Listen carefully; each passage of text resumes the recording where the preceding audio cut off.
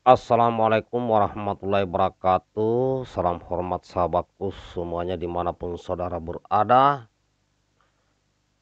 Pada kesempatan ini saya Mayor Purnawirawan Muhammad Saleh Karaisila, Panglima Peta 1 Komando sekaligus Ketua Umum CBA 1201 mengucapkan Dirgahayu Kostrad ke-64 tahun, yaitu 6 Maret 1961 hingga 6 Maret 2025.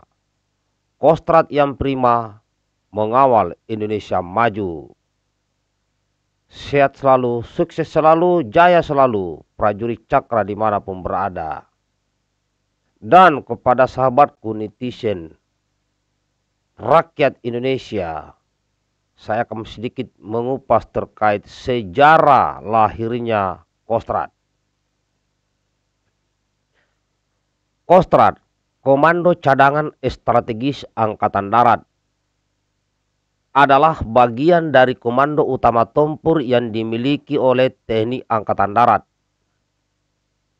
Kostrad merupakan satuan elit TNI inisiasi Jenderal Abdul Haris Nasution.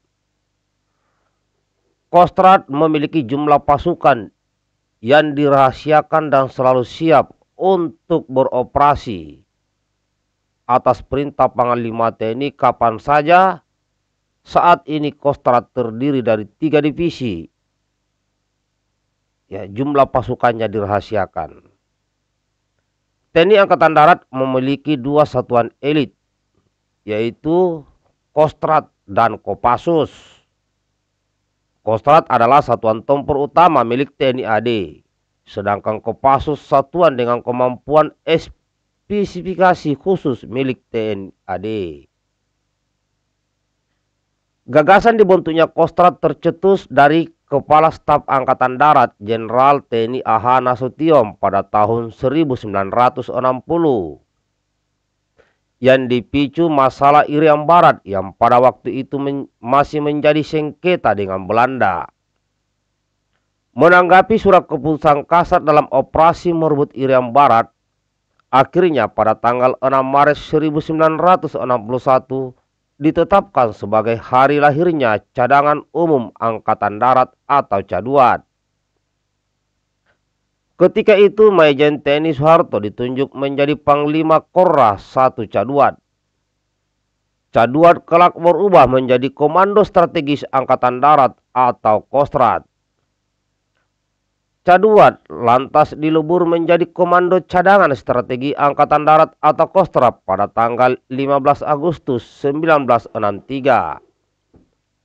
Soeharto tetap menjadi panglimanya dan bisa disebut Pangkostrad. Di sekitar tahun 1965, Kostrad tidak punya pasukan tetap. Prajurit-prajurit cadangan Kostrad selalu dipinjam dari komando-komando daerah atau kodam-kodam.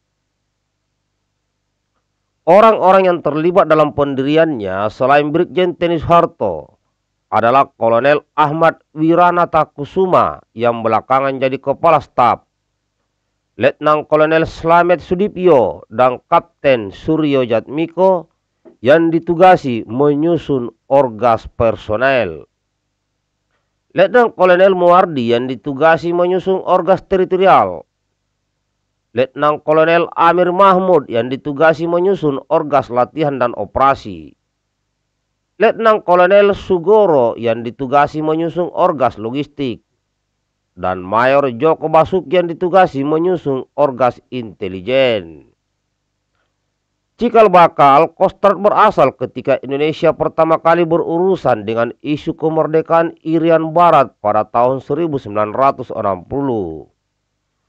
Kemudian Kostrad dibentuk pada tanggal 6 Maret 1961 dengan nama Korps Tentara ke-1 atau Cadangan Umum Angkatan Darat atau Korra atau Caduat. Berdasarkan surat keputusan Mempangat nomor .ML garing KPTS 54 garing 3 garing 1961 sebagai kesatuan yang paling muda, Kostrad merupakan inti kekuatan Komando Mandala atau Operasi Trikora atau pembebasan Irian Barat.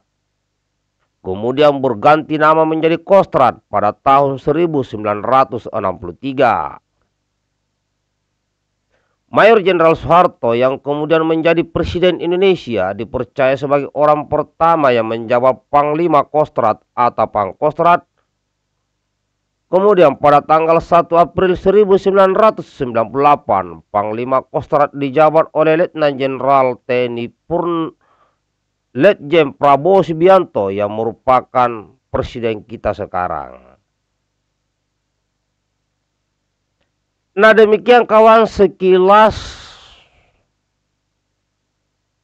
ya sejarah Kostrad di hari ulang tahunnya. Ya, Kostrad, saya dulu juga di Kostrad kawannya. Jadi setelah lulus jadi Letnan 2 Infanteri, masuk Kostrad Divisi 2 Brigif 18 Trisula, ya, Divisi 2 Vira Sakti Yuda, Brigif 18 Trisula, Unit Linut 501 Bajrayuda saat itu. Nah, makanya saya semangat ini hari ulang tahun Kostrad. Ya kan biasanya hari-hari ulang tahun Kostrad itu ya ada pertunjukan-pertunjukan, latihan-latihan. Tetapi mungkin kalau bulan puasa kayaknya enggak ya. Ya kan, karena di saat bulan puasa ini tidak banyak latihan. Terus apalagi efisiensi anggaran. Ya sekarang kan efisiensi anggaran. Jadi hari-hari ulang tahun itu semuanya sederhana. Dan itu dilakukan oleh Pak Prabowo waktu beliau masih aktif di TNI. Ya waktu beliau dan Jeng Kopassus. Nah semua sederhana ya. Jadi untuk efisiensi.